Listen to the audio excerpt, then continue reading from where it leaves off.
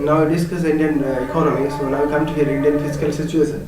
Summary. In December 1985, the government of India presented a discussion paper in the parliament titled Long-Term Fiscal Policy. It was for the first time in the fiscal history of India that we see a long-term perspective coming on the fiscal issue from the government. This also included the policy of government expenditures.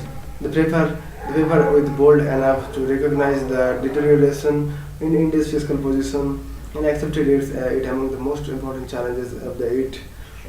Okay, the paper sets specific targets and policies to set the things right. This paper was followed by a countrywide debate on the issue, and it was in 1987 that the government come ahead with two bold steps in the direction. A virtual freeze was announced on government expenditure, a ceiling on the budget deficit. The above steps had a positive had a positive impact on the situation, but it was temporary.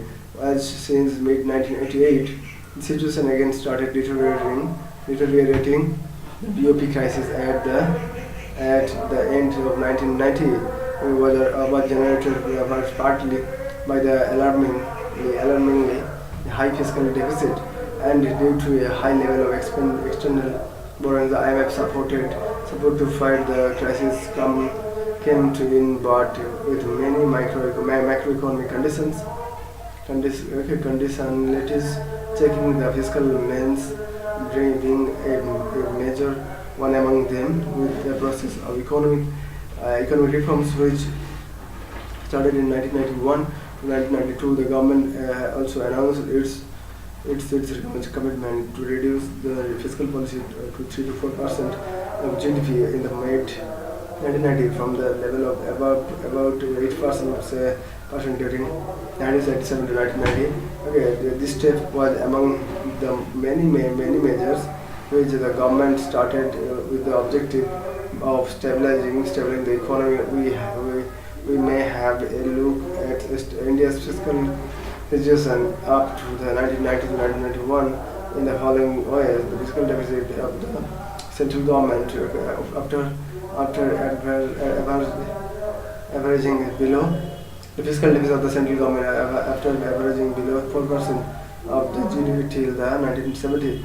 Again, started climbing up by being 5.77% in 1980 to 1981, 8.747% in 1980 to 86 to 87, ending at 7.85% in 1990 to 1991 after being 7% in the second half of the 1980s. The revenue expenditure of the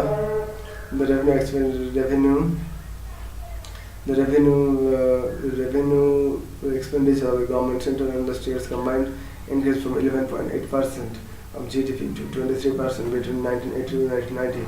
So the revenue receipts of the government also went to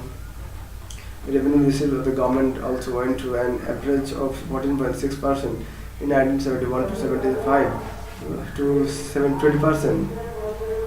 Okay, 20% in 1986 to 1990, but the gap between the revenue receipt and expenditure remained negative. Financed largely by domestic borrowings. As a result, the interest payments on domestic debt increased from 0.5 to 2.5% of the GDP during 1975 to 1990. The revenue receipt went on increasing after 1979 to 1980, and is the highest level of 3.26%. The GDP in 1990 and to 1991, the fiscal situation of the states was not good either. The state governments, which are primarily responsible for health, education, and other social services, had an aggregate revenue expenditure of 5%.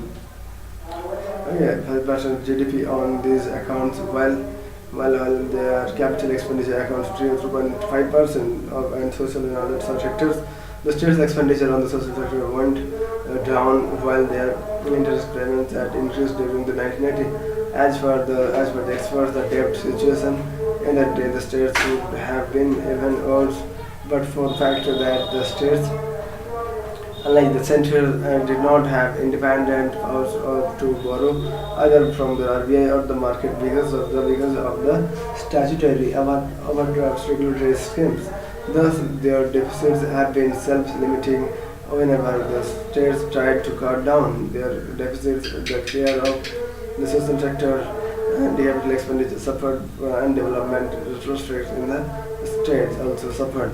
Now the question arises that why the government has not been able to check the remains of the fiscal deficit, even though there has been a consensus to do so.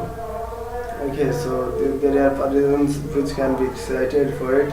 Political factor, the political lobbies and sectional policy politics, as well as the subsidies, and are supposed to be one big factor for rising government expenditure. We see this on a higher scale if there is a probable mid-term elections or closer to a general election.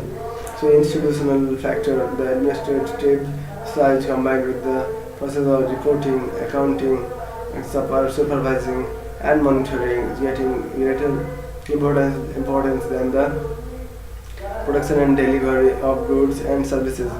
Okay, ethical factor, this is international. Okay, so here ethical factor, this is the most powerful factor as it easily generates wide public support for the government expenditure. There are many heads of such expenditure such as subsidies, food, power, fertilizer, irrigation, poverty alleviation program, employment generation programs, education, health, social service. The logic for such expenditure comes from the idea that the government should function as protector of the protector of the poor, and provider of jobs for them, implying with that such government expenditure benefit for the benefit. It was in 2000 where the double balance of revenue and fiscal deficit got attention from the government of the center, and some constitutional statutory safeguards looked necessary. Consequently, the Fiscal Responsibility and Budget Management Bill 2000 was proposed but in the Parliament. FRBM Act 2003. Now we discuss. Next time we discuss the FRBM Act. So thank you, friends.